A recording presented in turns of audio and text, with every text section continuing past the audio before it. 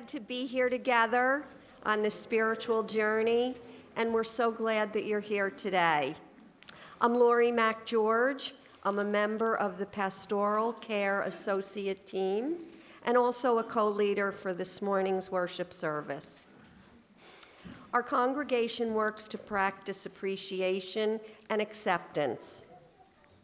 We look for ways to help each other in our spiritual growth and to care for each other through our journeys of birth, childhood, youth, adulthood, middle age, and as seniors. Because worship is a shared experience, our spiritual practice includes listening. Because we all listen differently, we understand if you need to leave for a conversation or to help someone with a need. If you're getting overwhelmed by sound or talking, our parlor is a wonderful place where it's quiet. Or if you need to talk or help someone, you can listen from the library.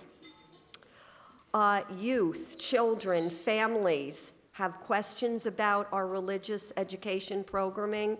Nick Walworth is our director. You can find out more about the choir from Michael Rosen. He's our director. However, he is not here today, but he will be here next week. But Beth Wilson, thank you for sharing your piano and music talents with us. And Alex West, our technical AV director, is here. And Katie Julick, she is our congregational administrator. She's here during the week, and also you can get in touch with her through emails. And Reverend Joel Miller, our interim minister. So Janet Horst is going to do some announcements, and the board and the endowment committee are going to speak.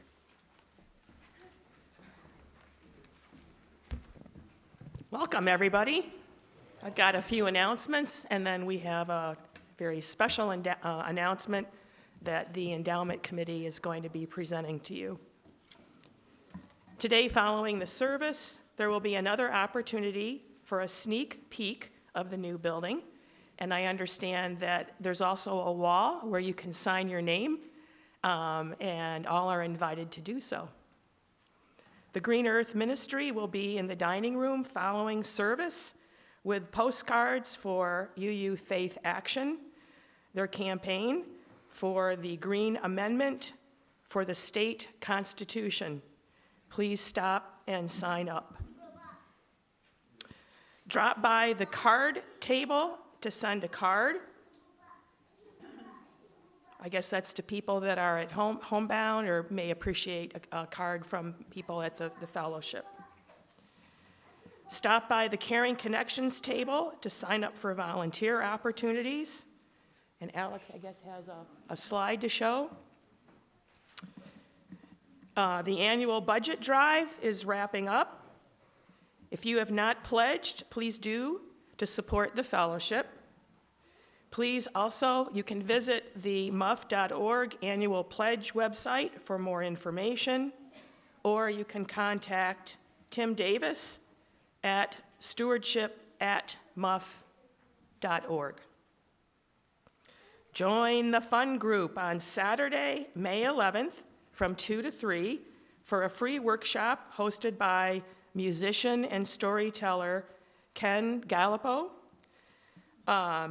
You can speak to Marie Griffin or Marjorie Wormser for more information, and they are going to have a table in the Great Hall for more information. Let's see. Oh, this is a continuation of what I just said. Ken has been the featured teller at the Heritage Trail Storytelling Festival and the New Jersey Storytelling Festival. No experience in public speaking or performance is needed. Participate in whatever way is most comfortable for you. And now for a very special announcement by the Endowment Committee. I'd like to invite up those who are a member of the Endowment Committee. That includes myself, Carolyn Schwartz, and John Solu, and Barb Pekka. And to make the special announcement, I invite Barb and Harry Harris, who's the treasurer of the board, to join me here at the lectern. I'm going to turn the lectern over to Barbara.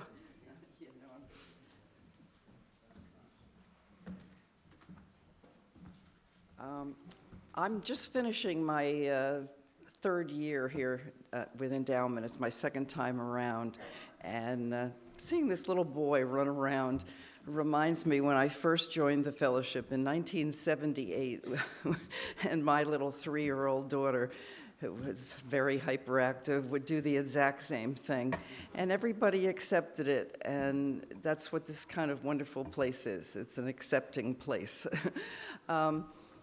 You may or may not remember, but back in January and February, we asked for applications to receive $18,000 from the endowment. Do any of you remember that?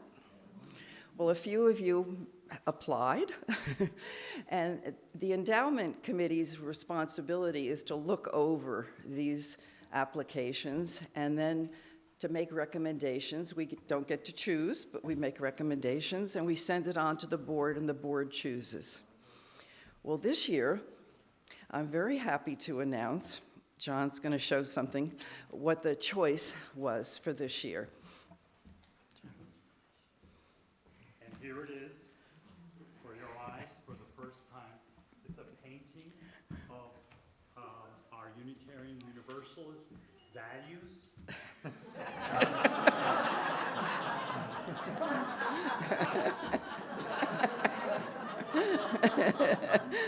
You've all heard of curb appeal, right?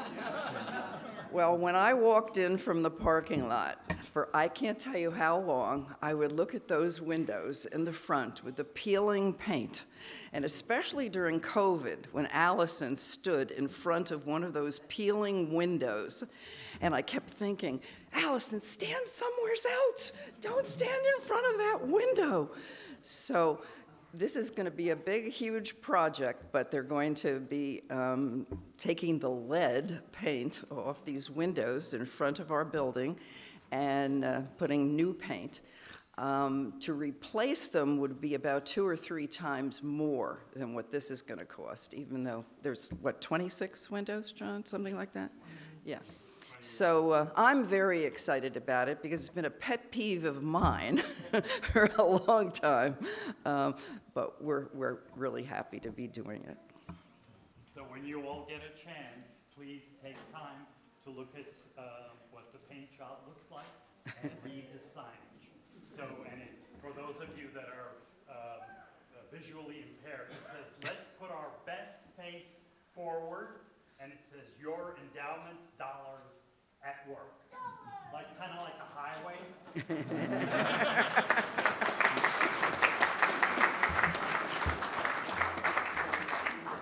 The board was really excited to hear about so many wonderful proposals that have been made, and you'd love to be able to accept them all, and they all had wonderful merits, but this one was quite compelling, and we were glad to accept the Endowment Committee's recommendation on that.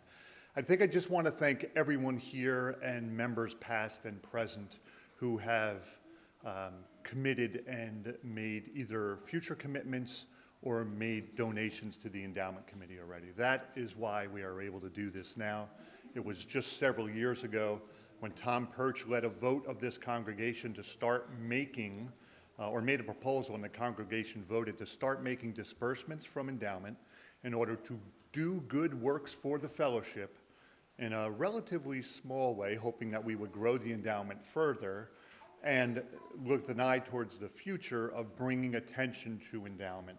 And so these are a wonderful way to do just that and that good work. That was this congregation's vote, and it is the donations of members past and present of this congregation and future that make that happen. Most recently, we've been really touched by significant donations made first from the estate of Don Price, a very important longtime member, and his estate made a significant gift to the endowment. So Don remembered us before he passed and made those plans. And then also, most recently, to so many of you who have given in memory of Toby Tyler, beloved member, and it's another way to secure his legacy here at the fellowship. So thanks to all of you for all of that, and we're really proud of this opportunity and all the great work that our wonderful endowment committee has done. Thank you.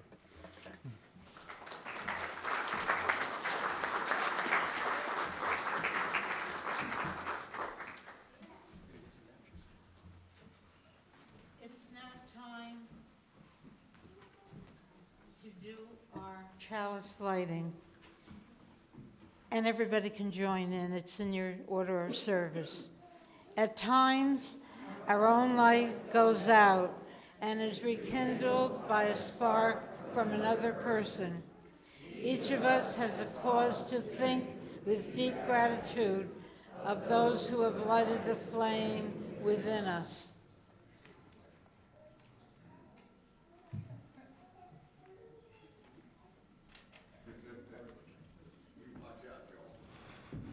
Spider-Man's here. I better behave myself. Right under? What a lovely feeling it is here this morning, and so many cool things going on. We're talking about ministry. You know, ministry is the work that your Green Earth Ministry Committee is doing on supporting the Green Earth Amendment here in New Jersey, and they've got signing on the table. The UU Faith Action has some information also on the table in the dining room. There's the ministry of the choir and people like Beth Wilson who play on days that our music director is not here. There's just the ministry of being here and showing up for one another. The ministry of caring for the children and helping them grow spiritually. And there's this ministry of buildings and making a space where people can grow in spirit. People we don't even know may never even meet in our lifetime. You have so many wonderful ministries. And one of the ministries that is prominent this morning is the ministry of pastoral care. And these 5 people up on the chancel here this morning have been working for over a year. They've been meeting at least once a month with me and with each other. They've been studying a webinar with our national association, the Unitarian Universalist Associations has training programs. And they are going to present this morning about pastoral care and what it is to be with one another. Because pastoral care, yes, it's a ministry that they've been studying so that they can be with you and one another effectively. But we all really do pastoral care in some way. And you know, in some ways it starts with the sense of what does it mean when we're thinking about heaven or we're thinking about hell? Now, way back in the days when Universalists were mostly focused on Christianity. Universalism now is very much a part of why we have a faith and we're a people who might be Christian or Jewish or Muslim or Buddhist or none of the above, atheist. I mean, here we are, people of so many different beliefs. So if somebody asks one of us, so do you believe in heaven? Somebody asks me that, I would say, well, I don't know about an afterlife, but I do know that I believe in trying to make heaven here and now. And trying not to make hell here and now for one another. And which reminded me of a story that I want to share briefly about a woman went to heaven, and she had been an atheist, Unitarian Universalist, so she was a little surprised to even be in an afterlife, and so she was on tour with one of the angels, and she said, "So, this is an afterlife of mine, heaven or hell?" And the angel said, "Oh, actually, you Unitarian Universalists were pretty close. You get to choose." "Really? Well, let me show you hell." And so they went into a big hall. There was hell. People were at tables, beautiful food on a banquet. Everybody had a spoon that was 10 feet long, and nobody could eat. "Now let me show you heaven."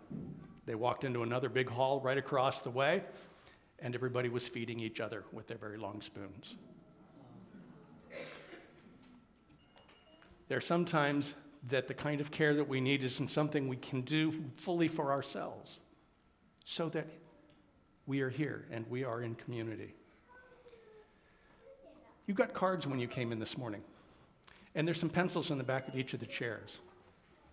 And I want to invite you to write on a card something you have done for someone because it meant you were called to do it in spirit or by your care for humanity, or you don't know the reason. Something you've done for someone else. Here, if that fits right, or maybe someone in the larger world. We want to share those in a little bit. Take just 30 seconds and write down on the card for me, if you would.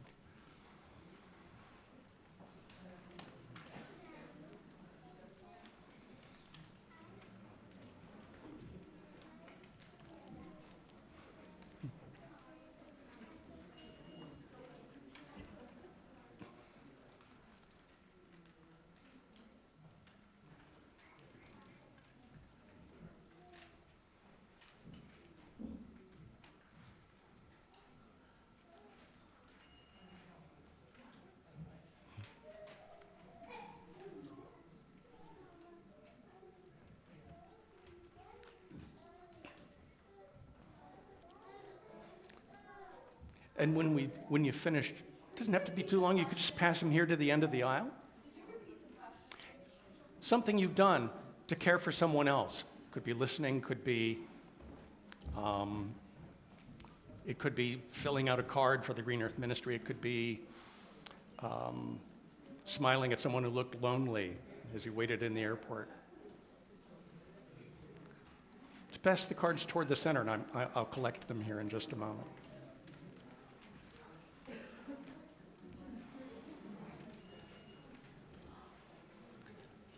So let's sing together while we finish passing those cards. This is, What Wondrous Love Is This?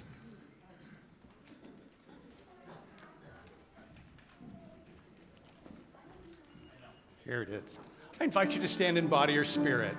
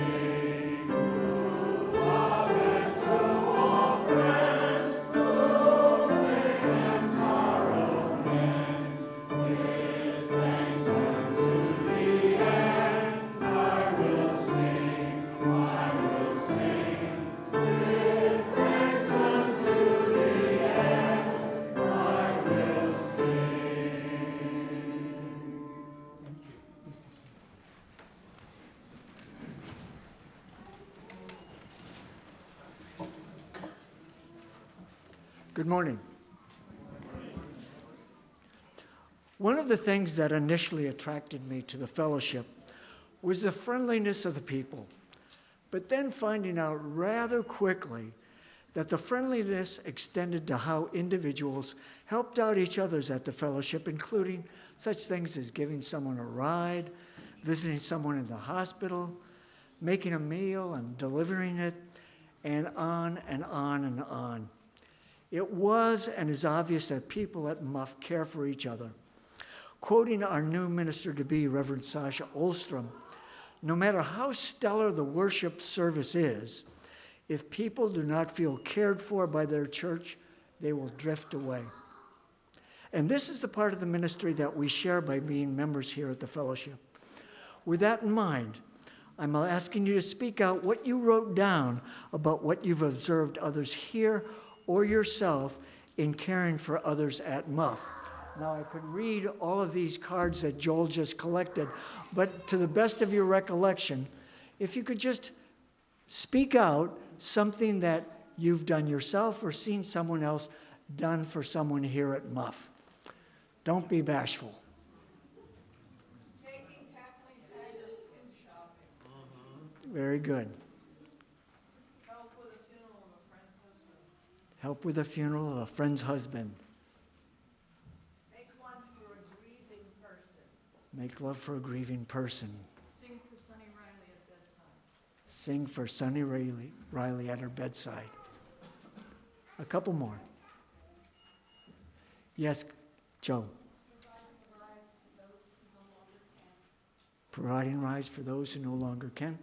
And one more. Yes. When I first came to the fellowship, every time I came, no one would let me sit alone. Somebody came over and sat with me every time. That is so important. Thank you all for that.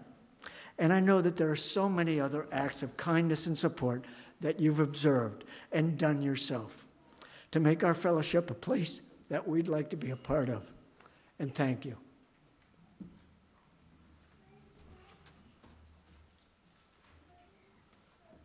And now it's time for all ages.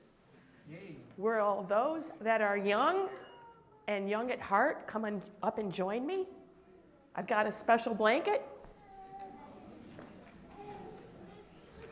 You guys want to sit on the blanket? You can sit on the blanket, or you can sit on the stairs, because we're going to be doing something together. I'm going to get my glasses down. So, my name is Janet, and today we're going to go for a hike. Kind of, yeah, it's going to be a hike in our imagination, but it really took place. In fact, the following is a true story. But we all know as Unitarian Universalists that we believe in facts and data. So I had to revise that. This is mostly a true story. Some scenes had to be reimagined. Okay? So, I have two boys, and one summer, it was a beautiful summer day, probably about 2 or 3 in the afternoon, and I said to the boys, "How about if we go take a hike?" So we got our hiking sticks, and I brought my bird watching equipment, and we got in the car, and we drove down about 20 minutes to a county park, which we had never been to before, and we started this marvelous hike. Now at this point, I need a little audience participation. So when I say waterfall, I want you to go, and when I say leaves like, leaf on a tree, I want you to go crunch, crunch, crunch, crunch, crunch.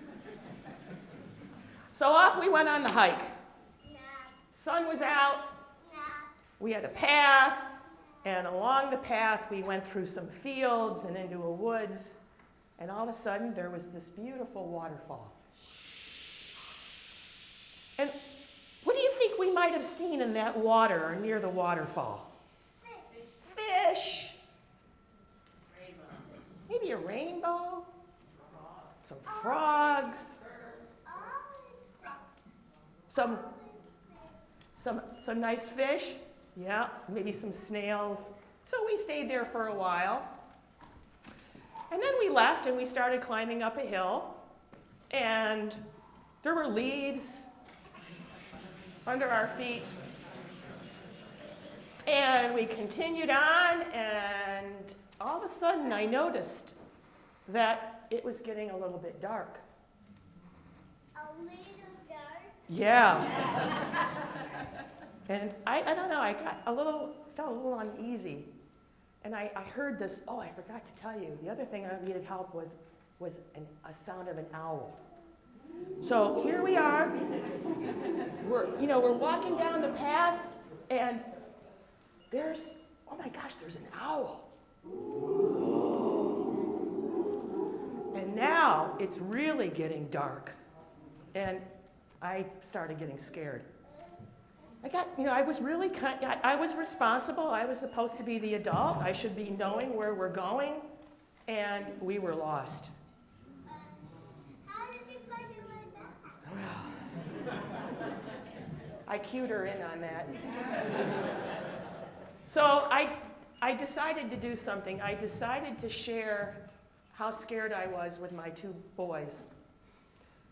And to my surprise, one of them said, "Mom, don't worry. I'm here with you. We're gonna find our way out." And it wasn't until just a few moments later that we were again on a path that we recognized, and we got home safely. I still remember that, it was over 25 years ago.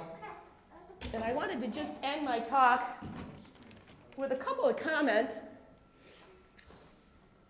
And I have to read them because I'll probably forget otherwise. Sometimes we do need to share if we're scared or worried about something. Sometimes we need compassion, acceptance, and respect. Sometimes all we need are a few words of kindness.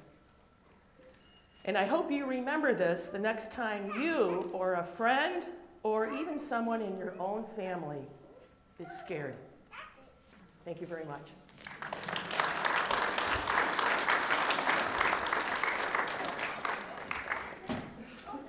Hold on. Thank you, guys.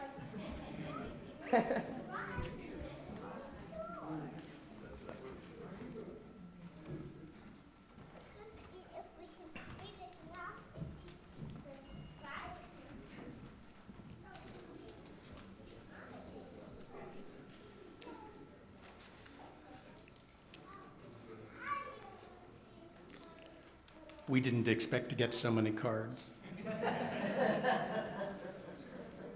And it's been very moving to read the cards. I won't have a chance to read them here in the service. I don't want to keep you that long, but they are here in the milestones and the passages, and you will get a chance to hear them. I'm going to think about a good way that you can share these with one another. This is the milestones and the passages. You know, a milestone used to be one of those stones planted at the side of the road every mile, so you knew how many miles you had traveled, where you were along the roadway, along the pathway. This is a milestone moment for all of us, a milestone time when we're invited to share with one another significant events in our lives. And a lot's going on in this community. There's a gratitude for the Ministerial Search Committee for their tireless and successful efforts to find Reverend Sasha to lead us into the future.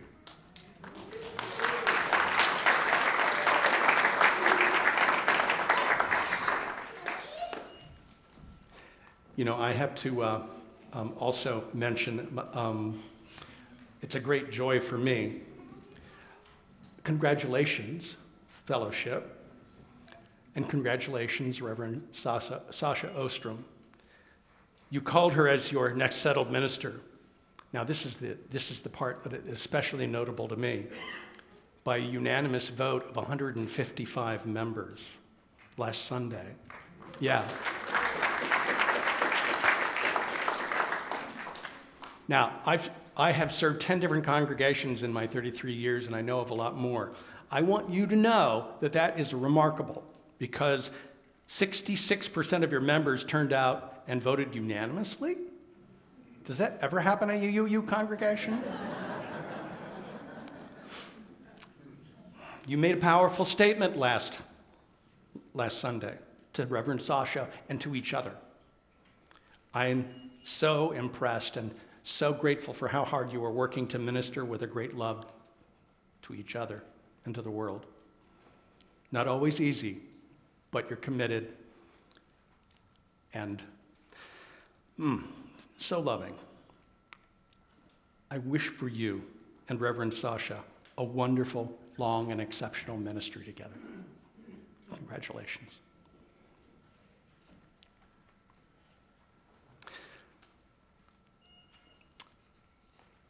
Jerry Silk wanted to let us know she transferred on Friday to Morristown Post-Acute Rehabilitation and Nursing Center across the street from Morristown Medical Center.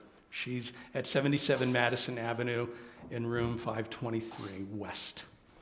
She would love calls, visits, cards, and I have a phone number for her here, her cell. And if you're online, you can take the number down if you have a pen handy, 973-978-5997. Don Marks is having a cardiac catheterization tomorrow, so please send positive thoughts tomorrow for Don. Paul Mitchell is in the Morristown Medical Center Hospital. He's not doing well. Please contact Catherine Peterzak for more information. They both have a lot going on right now. Laurie Cross writes that Mike Cross is home recovering from influenza. She's home helping him recover. Warm, healing thoughts are appreciated for Mike Cross. Joan Bells is sharing good news that, Asen and Freshta Zamani from Afghanistan welcomed a beautiful baby, Haya, to their growing family on April 24th. The family thanks all the Unitarian Universalist volunteers from the congregation here who helped them grow into an independent life here in the Morristown area.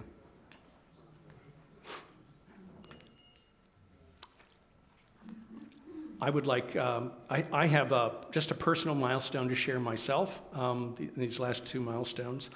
I ended up not being in the interim minister search cycle this year. This is because my fiancée, Reverend Deborah Hafner, and I applied to a congregation near Boston. It was in the second round of the regular search. It's the search that happens when a search committee doesn't find a match. They want to present to a congregation. Your search committee found someone, this congregation did not. The word went out, we looked at them, talked to the minister, and we applied. It was only 2.5 weeks ago. We pre-candidated last weekend, and this morning, at about this very moment, it's being announced that Reverend Deborah and I are the ministerial candidates in Newton, Massachusetts.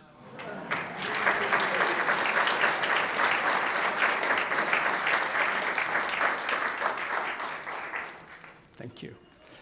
And I'd like to invite Dan Reedy to join me here on the chancel. We have one last special milestone this morning.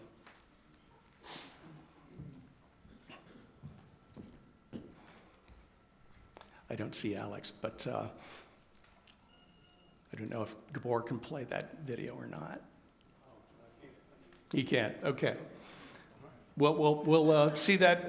We'll see that video from Paul Firm later. But what Paul Firm wanted to say, Dan, was how much he has appreciated your service with the board and your presence and loving heart as a trustee of the congregation. You've also given a huge amount of time and effort to the PR Jumpstart work. Complicated, a big change for us, and one that's going to have a wonderful payoff. I want to add also that I'm especially grateful, Dan, for your compassion and the loving heartedness you bring not just to the board, but to the congregation. And Dan is stepping down as a trustee. He's got other things in life that call him away from board duties, but we just wanted to, in this moment of milestone, thank Dan and mark this transition for him and say thank you for your work on the board. Thank you.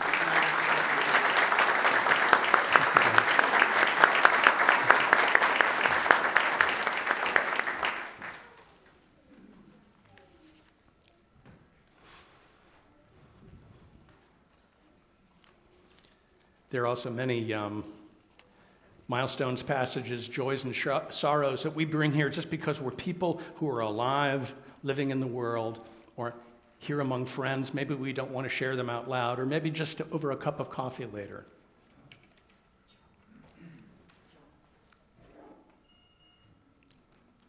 Oh my gosh. Yes, here it is. There's one last milestone. Where'd the card go? It's the white card. It was the white card.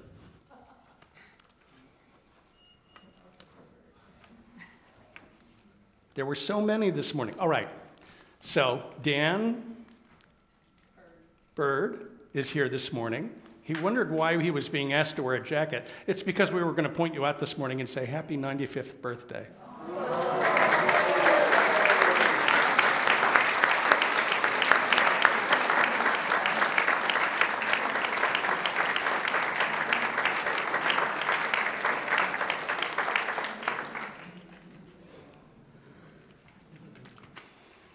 That was one of the funnest milestones ever. Thank you. And this is ministry. Join me for a moment of meditation or prayer or contemplation, because this has been ministry and is ministry. Ministry. An ancient word that simply means to pay attention, to show up, to attend. The quality of being in community that affirms our inherent dignity. Ministry, back and forth, possibilities from inside us. Ministry, inviting us into deeper, more constant, reverent relationships. Carrying forward the hopes of our spiritual ancestors, our dream of liberation for all people.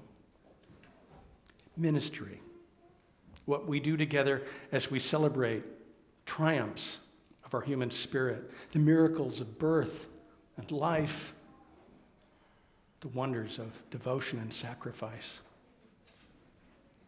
Ministry, we do it together.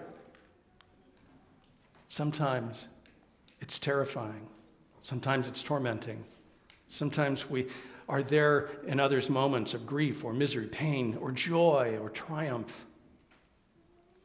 Perhaps we are in the presence of death. And in all those moments, we say, yes, even so to life. We are ministers, all of us here. Let us speak the best we know with full knowledge. It will never be enough.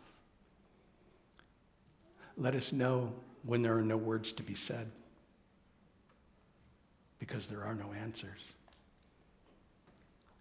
And let us be reassured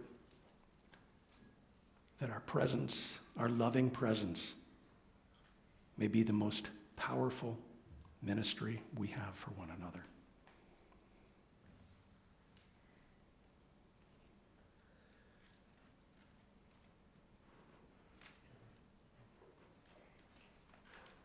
Fellow ministers, this love that we share and do all together, it blesses the world. Thank you. Amen. So be it. Blessed be.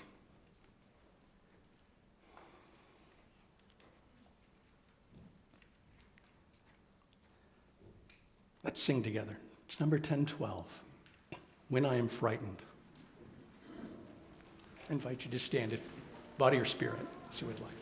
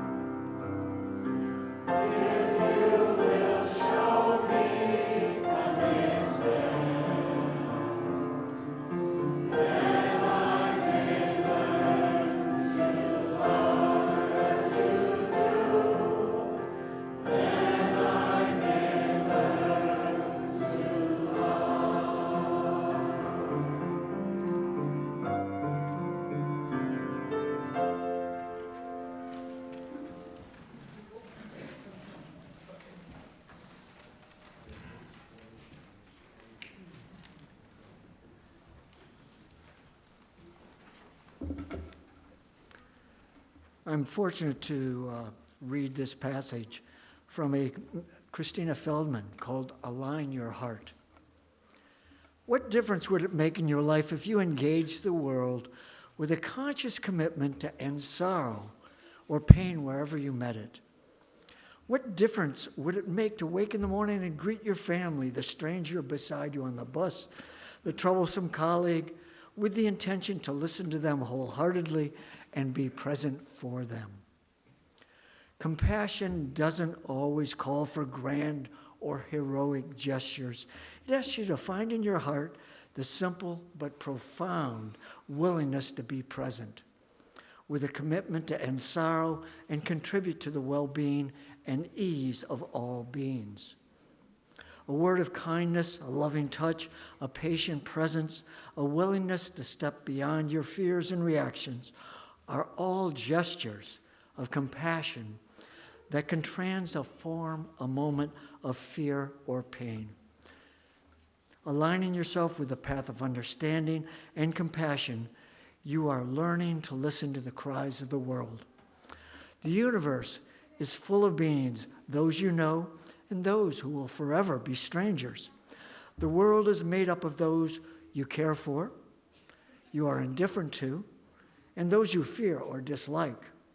With those you love and care for, your compassion is often unhesitating. You reach out to console, support, and encourage without reservation. With those who are strangers, your response may vary.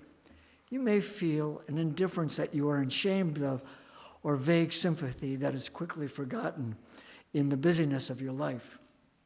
With those you dislike, your compassion for their suffering can be subtly mixed with an embarrassed satisfaction over their suffering. Compassion is an invitation to cross the divide that separates us from them. At times, these almost imperceptible barriers are lifted. You see lines of pain in the faces of refugees or the homeless woman on the street, and your heart trembles. You listen again to the anguish of the person you resent and find that your history of struggle with him is released. As the hardness of your heart begins to soften, suddenly you are present in a new way, free of prejudice and fear. It is as if your heart has expanded, revealing all of us as one organism.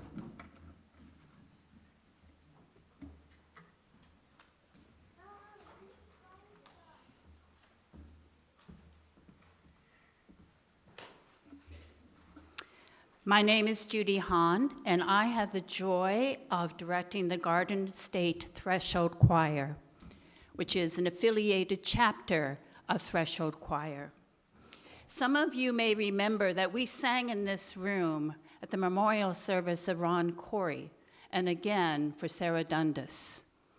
Some of you come to our twice-monthly virtual song circle over Zoom.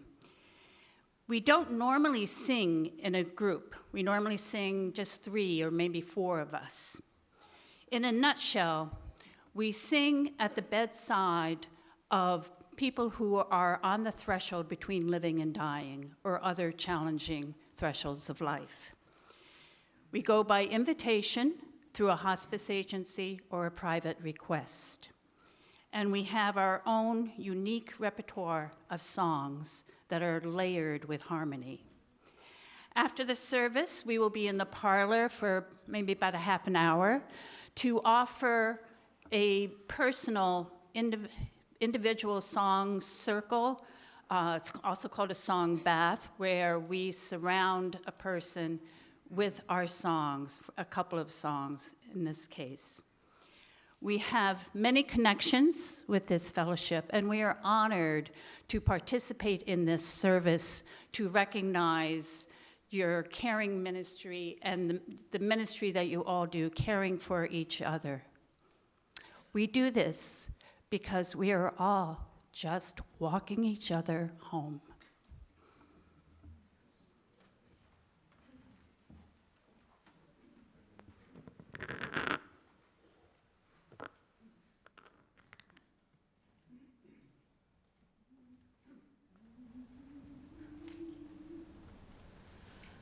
We are all just walking each other.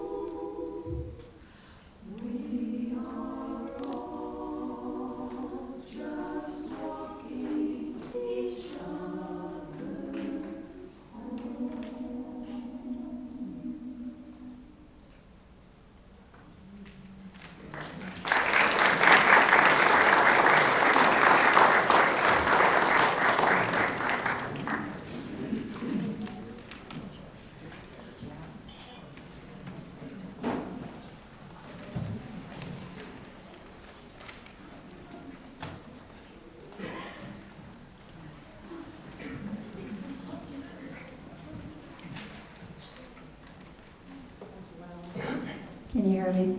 I'll tell you, there's music, and then there's music, and I'll tell you, that brought tears to my eyes. I just don't know what to say about that. Wow. But let me just say, I'm Diane Marks. Good morning. I want to share this morning my own reflection of caring. You know, on Sundays we usually do a chalice lighting, and some of the first words we say is, love is the spirit of this fellowship and service is its law. And those words guide me really on my daily walk. Commitment to mutual care is at the core of our Morristown Unitarian Universalist congregation. We find strength in unity, offering support during life's trials. Caring is our privilege, a chance to alleviate the burdens of others.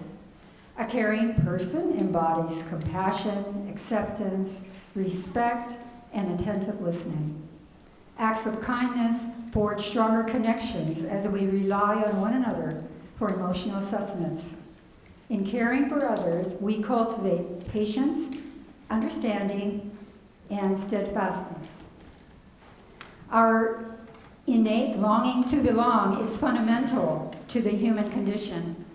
Brené Brown insightfully describes belonging as a deep-seated desire to be part of a greater whole.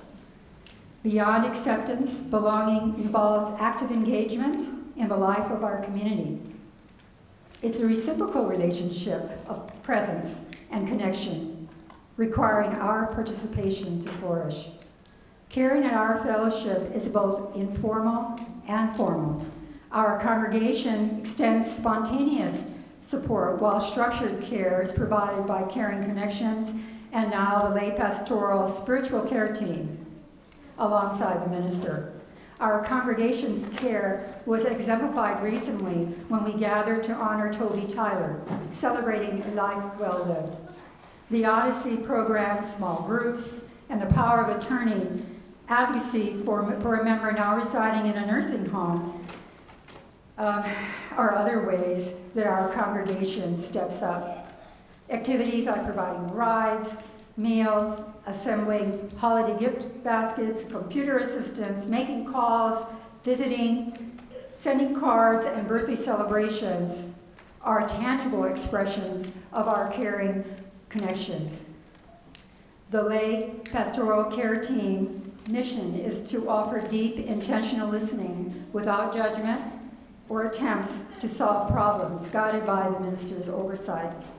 My journey of care with the fellowship began before the pandemic with Rev. Allison, Tricia Armstrong, and Caring Connections. Then in 2020, Carrie Davis introduced me to the lay pastoral training at the UU Institute, igniting a passion that led Judy Romano, Laurie MacGeorge, and me to complete the training. And in 2024, Paul Snellgrove, Janet Horst, and Carolyn Schwartz finished their training.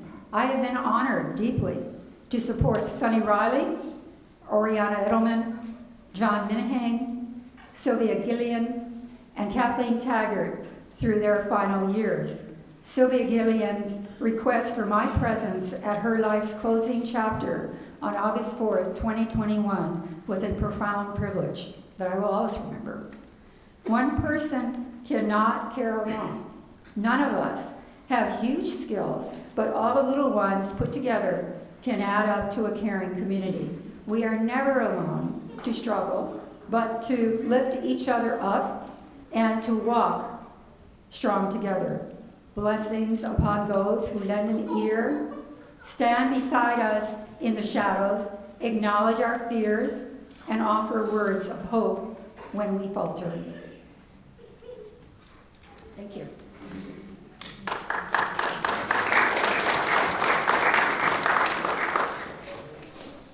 We Need One Another by George Odell. We need one another when we mourn and would be comforted, when we are in trouble and afraid, when we despair in temptation and need to be recalled to our best selves again. We need one another when we would accomplish some purpose and we cannot do it alone. In the hour of our successes, when we look for someone to share our triumphs, in the hour of our defeat, when with encouragement we might endure and stand again.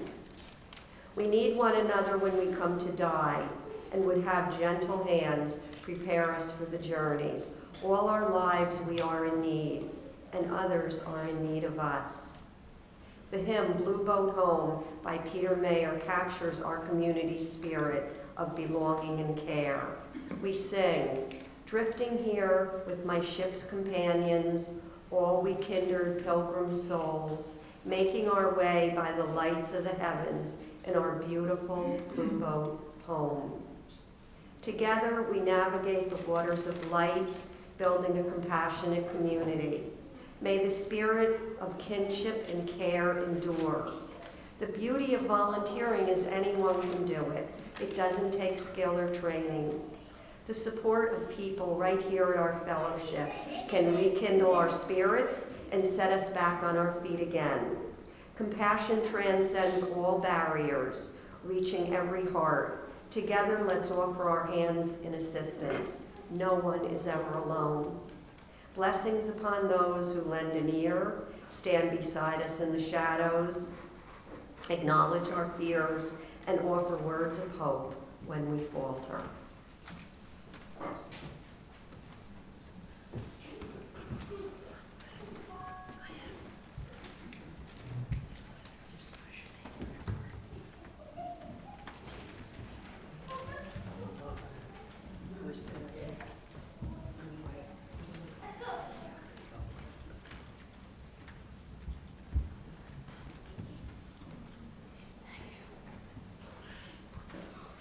Well, you've heard from quite a few people.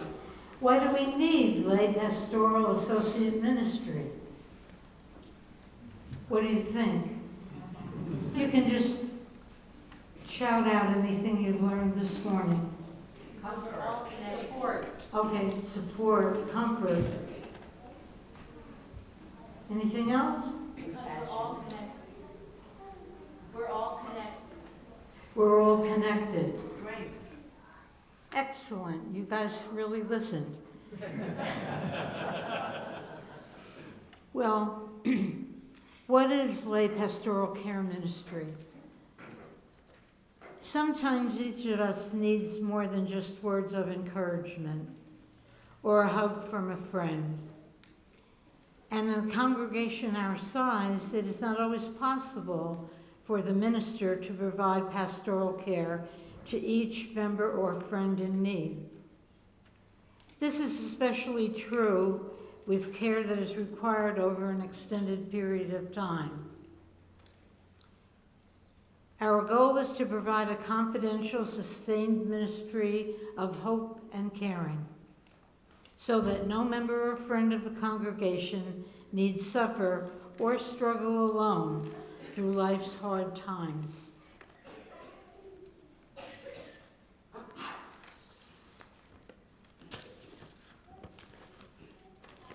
Associates are trained lay people who listen actively and are caring individuals.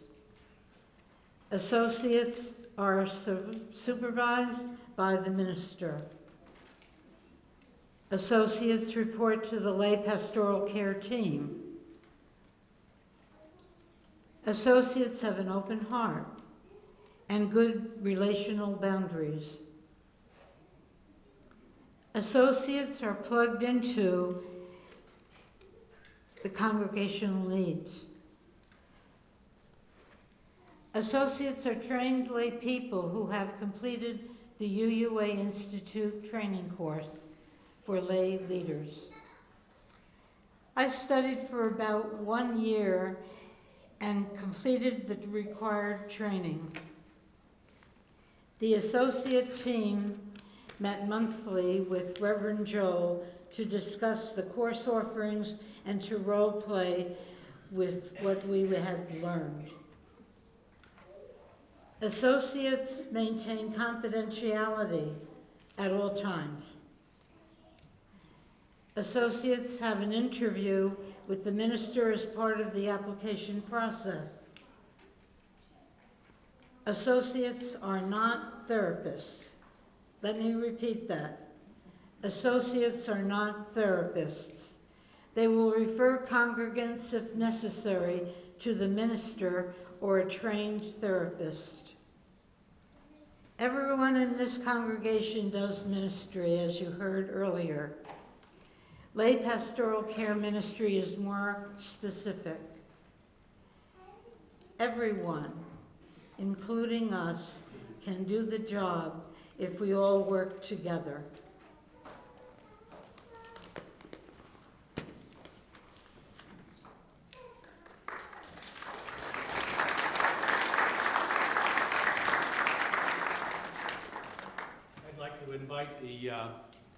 I'd like to invite the Pastoral Care Team Associates to join me here. I'm going to roll you up a little bit because I want you closer. Thank you.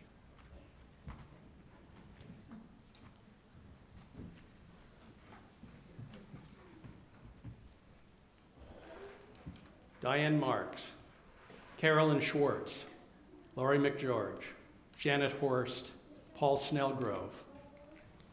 I have the privilege and authorization from the Board of Trustees of this congregation to note that your willingness to serve in your role as pastoral care associates has come after a time of study and commitment and an ongoing practice. We charge you now to be caring listeners to your fellow parishioners, to sit with them in their pain and celebrate with them in their joy. We charge you to care for yourselves in this work and one another in it, so you can be generous in spirit and know to ask for help when you need it, and model it then for all of us. Know that your care is powerful.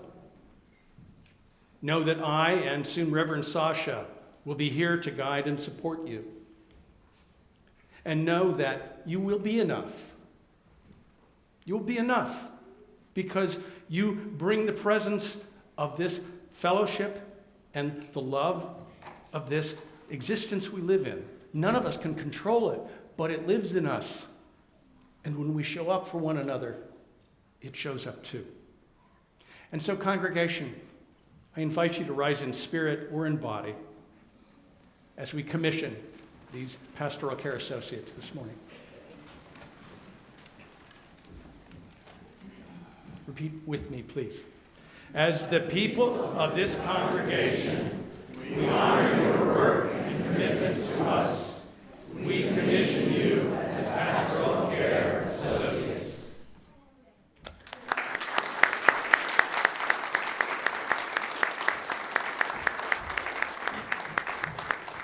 And let's sing as we conclude our worship ceremony this morning. Come sing a song with me.